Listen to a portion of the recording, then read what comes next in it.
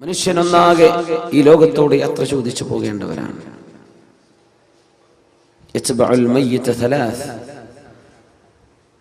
ശരീരത്തിൽ നിന്ന് അള്ളാഹു ആത്മാവിനെ പിടിച്ചെടുക്കുകയും ആ ശരീരത്തിന് മരണം സംഭവിക്കുകയും ചെയ്താൽ മയ്യത്തിന്റെ കൂടെ ഖബർ വരെ അനുഗമിക്കുന്ന 3 പേരുണ്ട്. അതിൽ ഒരാൾ കൂടെ നിൽക്കുകയും ബാക്കി 2 പേർ മടങ്ങി വരികയും ചെയ്യുമെന്ന് റസൂലുള്ളാഹി സ്വല്ലല്ലാഹു അലൈഹി വസല്ലം. ഇത്ബഅഹു അഹ്ലുഹു വമാലുഹു, ഇത്ബഅഹു അഹ്ലുഹു വമാലുഹു. ആ മയ്യത്തിന്റെ സമ്പാദ്യം മയ്യത്തിന്റെ കൂടെയുണ്ട്.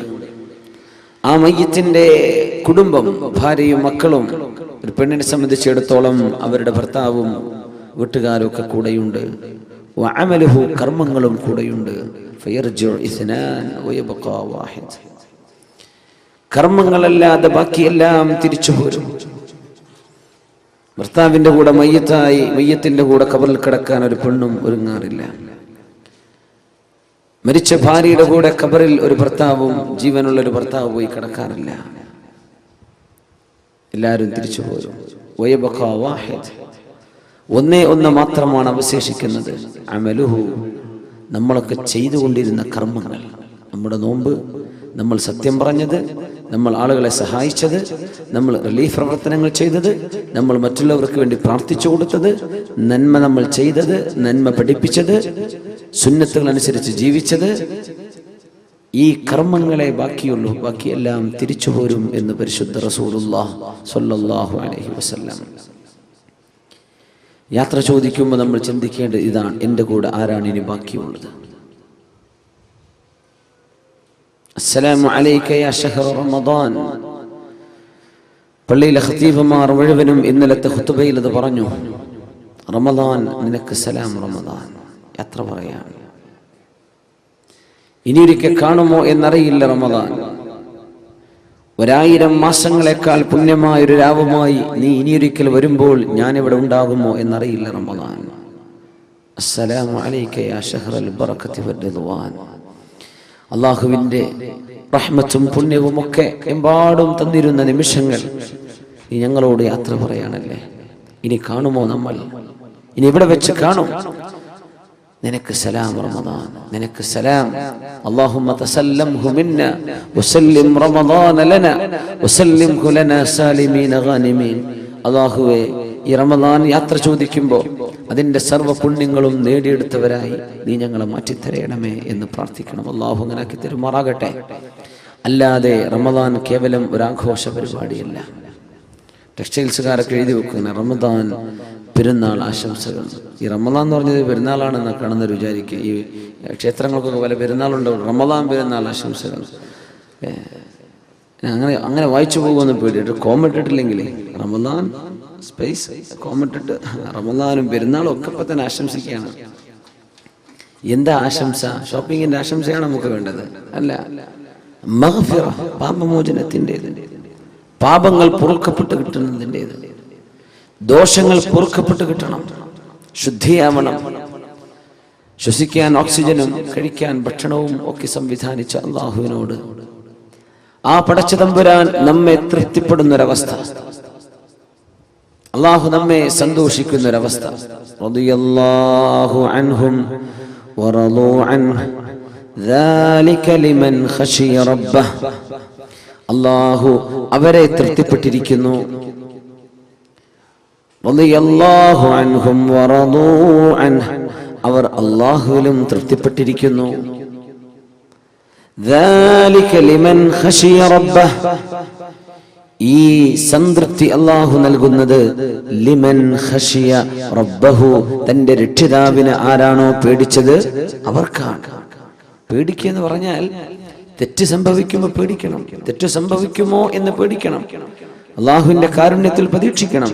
പക്ഷേ അള്ളാഹുവിനെ സംബന്ധിച്ചുള്ള ബോധം എപ്പോഴാണോ എപ്പോഴും ആർക്കാണോ ഉള്ളത് അവർക്കാണ് അള്ളാഹുവിന്റെ സംതൃപ്തി ലഭിക്കുന്നത്. വറിദ്വാനും മിനല്ലാഹി അക്ബർ. അള്ളാഹു നൽകുന്ന ഈ സംതൃപ്തിയാണ് ഏറ്റവും വലിയ അനുഗ്രഹം. പടച്ചവൻ എന്നിൽ സംതൃപ്തനാണ്. വിഷമങ്ങൾ വന്നാലും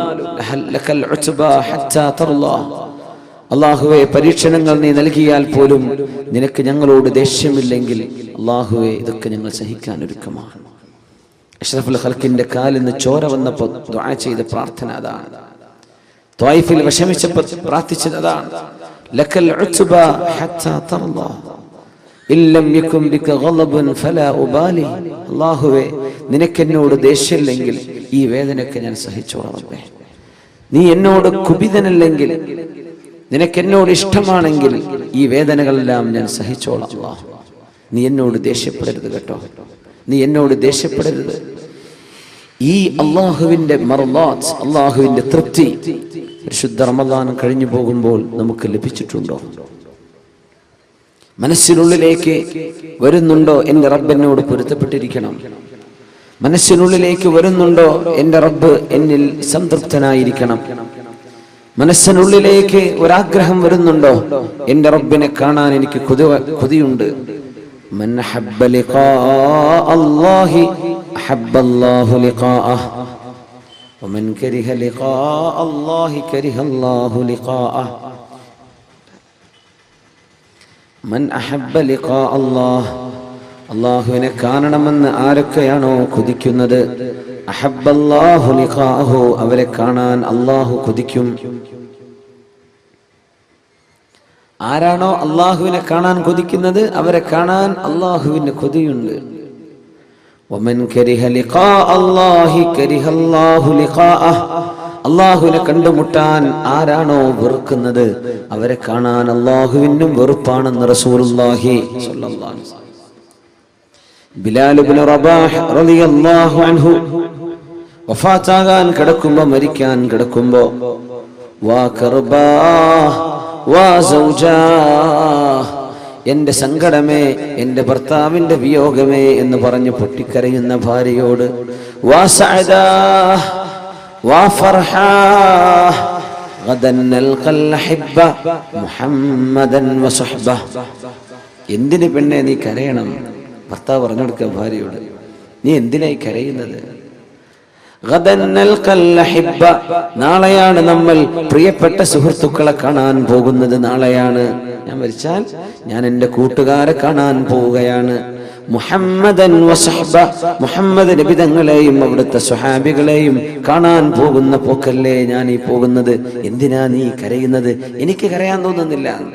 ബിലാൽ ഇബ്നു റബാഹ് റളിയല്ലാഹു അൻഹു, മൻ അഹബ്ബ ലിഖാഅ അല്ലാഹ്, എൻ്റെ റബ്ബിനെ കാണാൻ എനിക്ക് കൊതിയുണ്ടെന്ന് ആഗ്രഹിക്കുന്നവരെ അവരെ കാണാൻ അല്ലാഹുവിന് കൊതിയുണ്ട്.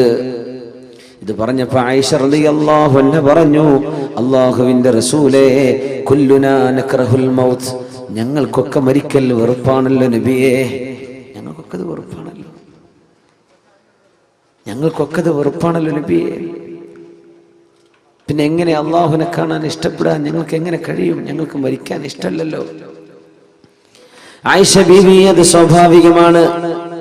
മരണം എല്ലാവർക്കും വെറുപ്പുണ്ട്. പക്ഷേ മരണം ആസന്നമാകുന്ന നേരത്ത് സത്യവിശ്വാസികൾക്ക് അല്ലാഹു സുബ്ഹാനഹു വ തആല അല്ലാഹുവിന്റെ പ്രത്യേകമായ മാലാഖമാരെ അയച്ചു കൊടുക്കുകയും സ്വർഗത്തിന്റെ ഫോട്ടോ, സ്വർഗത്തിന്റെ പിക്ചർ, കാണാൻ പോകുന്ന, അനുഭവിക്കാൻ പോകുന്ന ലോകത്തിന്റെ ഒരു മിനിയേച്ചർ അല്ലാഹു മരിക്കാനിരിക്കുന്ന ആളുകൾക്ക് കാണിച്ചു കൊടുക്കുമ്പോൾ, ഞാൻ അങ്ങോട്ട് വരാൻ ഒരുക്കമാണ്, ഞാൻ അങ്ങോട്ട് വന്നോട്ടെ എന്ന് ചോദിക്കുന്ന ഒരു നേരത്ത് ഇങ്ങോട്ട് വന്നോളൂ എന്ന് അല്ലാഹു പറയുമെന്നാണ് ഈ ഹദീസിന്റെ സാരം എന്ന് അഷ്റഫുൽ ഖൽഖ് റസൂലുള്ളാഹി സ്വല്ലല്ലാഹു അലൈഹി വസല്ലം.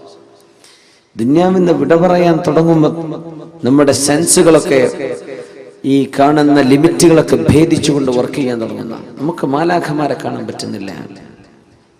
പക്ഷെ മരിക്കാൻ കിടക്കുന്ന മനുഷ്യന് മലക്കുകളെ കാണാൻ പറ്റുന്ന, മരിച്ചു കഴിഞ്ഞാൽ തന്നെ കാണും, മരണത്തിന് മുമ്പ് തന്നെ കാണാൻ തുടങ്ങും. മരണത്തിന് മുമ്പ് കാണുന്ന, ഏകദേശം മരണത്തോടടുത്ത് കഴിഞ്ഞാൽ നമ്മുടെ സെൻസുകൾ, നമ്മുടെ സെൻസറി ഫാക്കൽറ്റി, ഇതിൻ്റെയൊക്കെ ഡൈമെൻഷൻസ്, അതിൻ്റെയൊക്കെ പരിധികളൊക്കെ വർദ്ധിക്കുകയാണ്. പിന്നെ കാണാൻ പറ്റാത്തൊക്കെ കാണാൻ തുടങ്ങും. സ്വർഗം കണ്ടുകൊണ്ട് പോകുന്നവരുണ്ട്, നരകം കണ്ടു പോകുന്നവരുണ്ട്. അല്ലാഹു കാത്ത് രക്ഷിക്കുമാറാകട്ടെ.